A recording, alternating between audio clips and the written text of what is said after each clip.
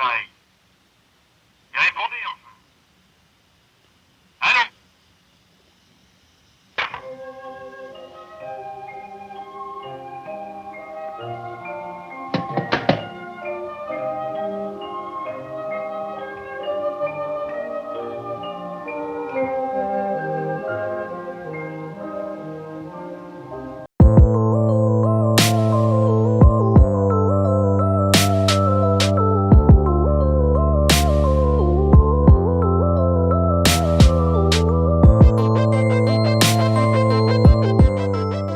Eyes Without a Face is a suspense horror film that's directed by Georges Franju and came out in 1960. So Eyes Without a Face was the film that all of you guys voted on and won.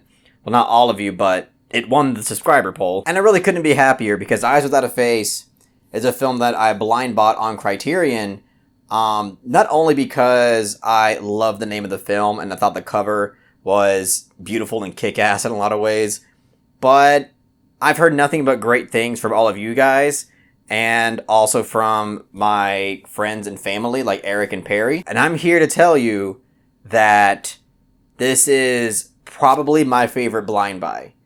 I thought this was a wonderful film. I think it's pretty fantastic in a lot of different ways. But again, kind of like Onibaba, which is a film that I just reviewed, so please check it out if you haven't seen it yet.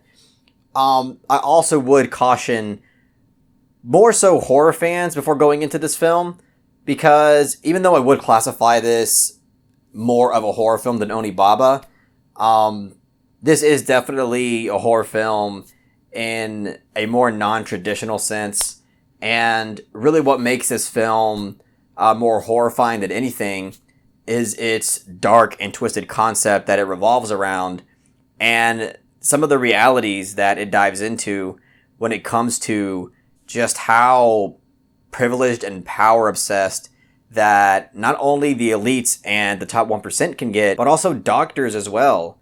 Yes, doctors are a vitally important and essential part of our society, but at the same time, the amount of authority and power that we give doctors is scary in a lot of ways, because not only do we give them a lot of power in terms of allowing them to operate on our body and take the advice that they give us that could drastically alter our health status, but also the power that society grants them as well. And it's not like they haven't earned it or anything. Again, it's not something that we could really blame anybody for. It's just kind of a natural thing that doctors end up having a lot of authority in society. And I also feel that this is something that Stanley Kubrick's Eyes Wide Shut touches upon, that just has to do with how we trust doctors and how society just gives them so much privilege and power. But even beyond that, I love that this film dives into how important and essential beauty is to us human beings. Because yes, beauty is something that we all wish we could have, and it's not always having to do with vanity either. A lot of it has to do with how people will perceive us because of this beauty. And I feel like a lot of what this film shows is that being comfortable in your own skin plays a huge part into what makes a life worth living. And I kind of got off the rails just talking about what I interpreted of this film and why I found it so impactful. But we should really just talk about the filmmaking in general, because I do feel like this is a film that is quite ahead of its time. Not only conceptually speaking, but also just through the filmmaking in general, like through the cinematography, through the score. I love both the cinematography and the score to this film. I knew that once the opening credits rolled in this film, that I was going to be in for a real treat and I was going to really like it, because it starts off with this kind of wacky circus type music that immediately just hooks you. And it's used throughout certain moments in this film that I think work really well. It comes off cleverly ironic and also just makes it feel even more creepy. And even beyond the circus music score that's in this film, there's just really beautiful and haunting melody that's played throughout this film. Just really adds a genuine human touch to the film, because we have a film that's filled with twisted psychotic people, and when it comes to the main character, her character is a bit more ambiguous. I mean, for most of the film, you pretty much don't like her, but at the same time, you can, in a really sick way, you can kind of understand her situation. And most of the time when you hear that kind of haunting, beautiful melody, it's usually revolving around her character. And once the film builds up to what it does in the third act and the ending of this film, you really start to respect her character more and really love where it goes with the character. And the ending is so satisfying. I loved the ending to this film. Again, it's incredibly satisfying. It's very suspenseful, and it's also symbolic in a lot of different ways. And what I love about it is that not only did this film go out of its way to have something that is thematic and symbolic, but it feels very natural to this film in terms of its narrative and its characters. It's not one of those moments where the symbolism is just forced, in order, as an attempt to be artistic. It feels very much natural to the narrative progression of this film, and I loved it. The ending is just wonderful. And I also love that the power-obsessed and twisted characters that are in this film, which are her parents and especially the doctor, which is her father, even they aren't one-dimensional. Like, yeah, they're awful, disgusting people, but at the same time, I don't really think they're simplistic.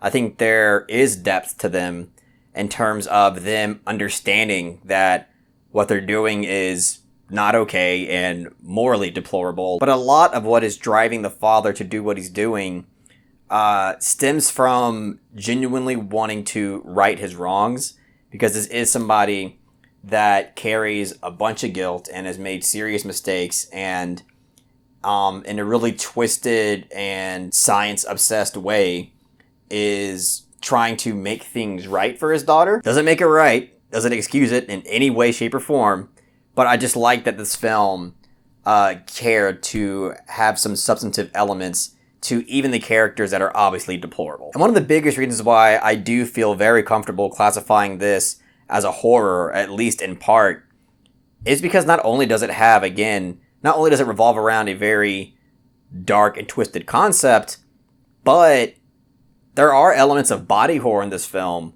that I think for 1960 is pretty damn impressive. I mean, obviously, if this came out today and the same prosthetic works were done, I think that people would not be that impressed. But I find the practical effects to be pretty damn impressive, especially for the time that it was released. I mean, if it still got a reaction out of me, which it did, I think that it's pretty effective, and even for 60 years down the line, it's still effective.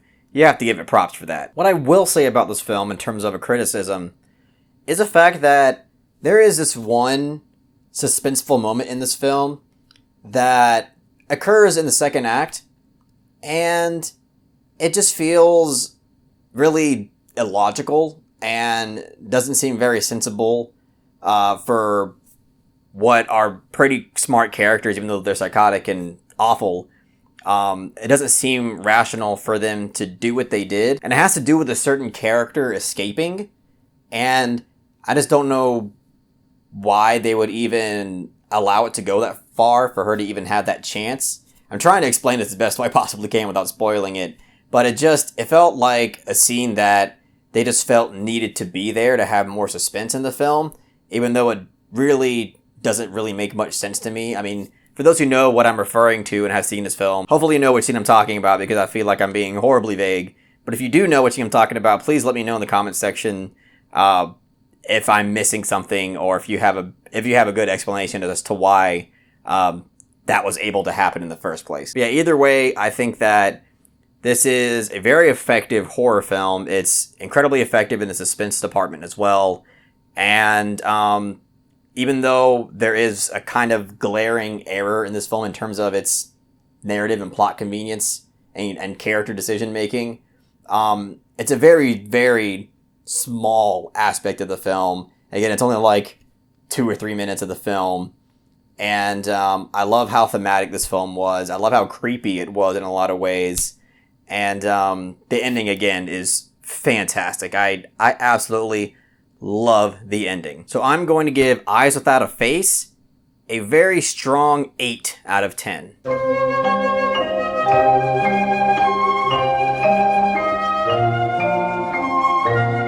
Again, I am ecstatic that I decided to blind buy this film because it was so worth it. And again, more than likely my favorite blind buy up to this point. I still have a lot of blind buys that I haven't seen yet. Haksan being one of them. Kanoa, another one. A New World. Again, there's a lot of blind buys that I just haven't seen yet because I'm too busy watching all the films that you guys want me to see. But either way, I hope you really enjoyed this review. If you really enjoyed what I had to say about Eyes Without a Face, please give it a thumbs up and share it amongst your friends. And don't forget to subscribe to the channel to be updated on more film-related content.